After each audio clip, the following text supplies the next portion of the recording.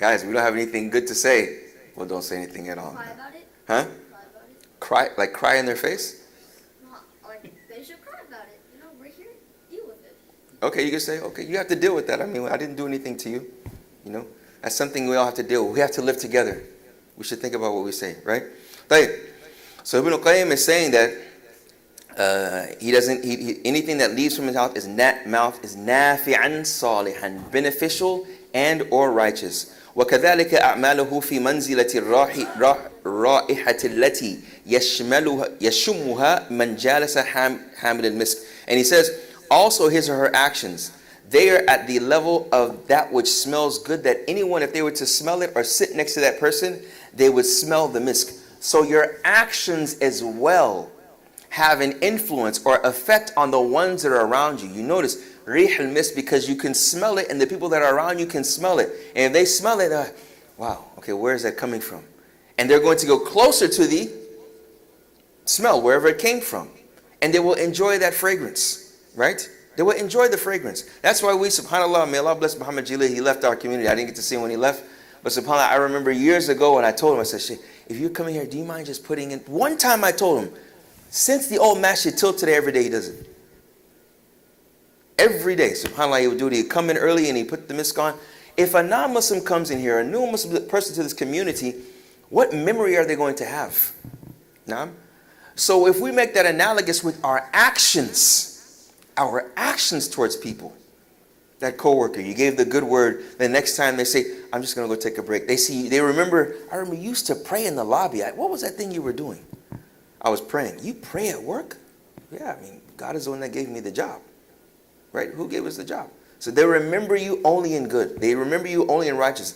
They don't have to agree with you, but they remember you in doing something that is good.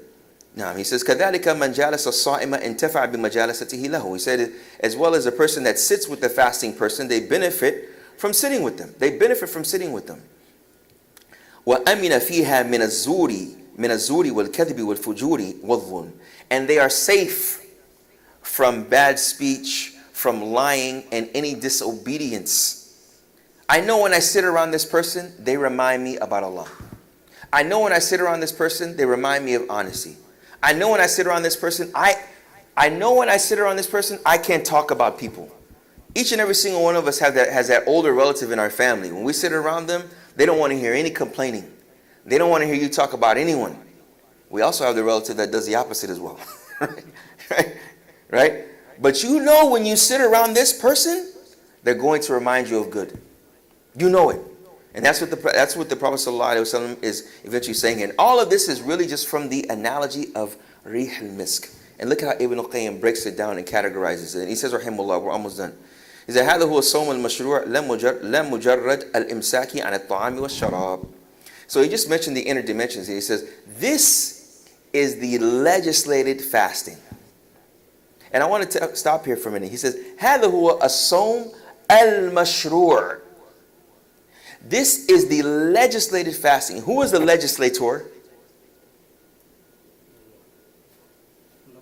Allah. So it's just not fasting to lose calories. Right? It's fasting to be a better person internally. It's fasting to practice discipline. It's fasting to have a positive influence on those that are around you. That's very important. He said, Som al-Mashru'. Because we may do things that will be similar to those that are not Muslim. We may do things that we know someone that is Muslim, but they are just doing horrible things. But they fast the month of Ramadan, right? They try to fast, but they speak badly, right? That's not so mashru'. Your lisan, your tongue is not fasted from bad speech. Someone may be domestically abusing their wife, their children. They fast in front of people, they're smiling at, but when they're at home, they're different. That's not the mashru' fasting. No.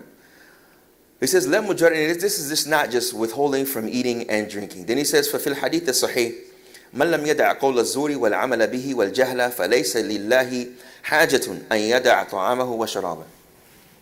Then Ibn Qayyim, after everything he mentions, he gives another proof from the Prophet ﷺ. The Prophet ﷺ says in an authentic hadith that is in Al-Bukhari, He says, whoever doesn't leave off ill speech and acting upon it and ignorance, then Allah is not in need of his or her leaving off eating and drinking. ففي الحديث وفي الحديث رب الصائم حظه من صيامه الجوع والعطش. And the Prophet ﷺ said, perhaps the person that is fasting, their fortune from it is just leaving off eating and drinking. Their fortune from it is just leaving off eating and drinking. And this is a very important side point, that when we talk about the virtues of Islamic actions, of those that are tangible. So for example, you'll hear people say, okay, when we prostrate, this is good for the frontal sinus. This is good for some type of anatomical or physiological in your nerves. We know that, these things happen to the body and it's an Islamic action. We say fine, but we don't use that as a means to show that that is the maqsad shar'i behind it. That is the Islamic objective behind it. That is a secondary, tertiary benefit, which we could do without if we didn't know. The same thing with fasting. It helps your HGH, your human growth hormone, which secrete from your pituitary gland, which brings you the fountain of youth and helps your testosterone growth. This is great. This is the tertiary benefit of fasting. But if we didn't know it, that is not detrimental to our what? Iman. It's not detrimental to our iman.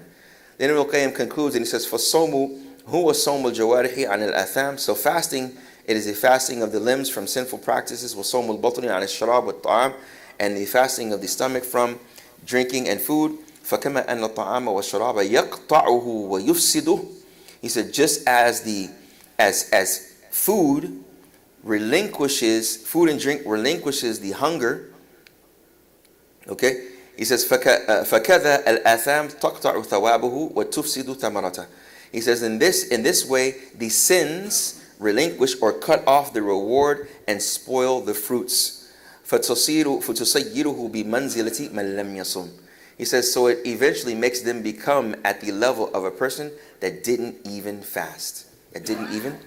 So Ibn al-Qayyim talks about here, he mentioned the inner dimensions of fasting from the portion of the hadith where the Prophet ﷺ ordered them to fast, and he compared it to a person that has a sack of misk, and then he gave an analogy with the sack of misk, being that people that are around will benefit from it, just as someone smells the fragrance of misk. May Allah subhanahu wa ta'ala make us of those, inshallah. We have tomorrow, we have Thursday, we have any of the 3 days out of the month to fast in this beautiful month, as every month is beautiful, and to receive this reward and being of those. And it's really, really good for us, inshallah, because it is a form of reminder for us to do good, where you have 2 days at least out of the week, or at least 3 days out of the month, where you say, you know what, I'm really going to focus. More than the other 5 days of the week, I will start by focusing on these 2 days, and inshallah we can increase it bi'idhnillahi ta'ala. So let's remember this virtue of fasting, to keep it in our spiritual diet, and inshallah that will make us of those that are more attentive of his beautiful names and attributes.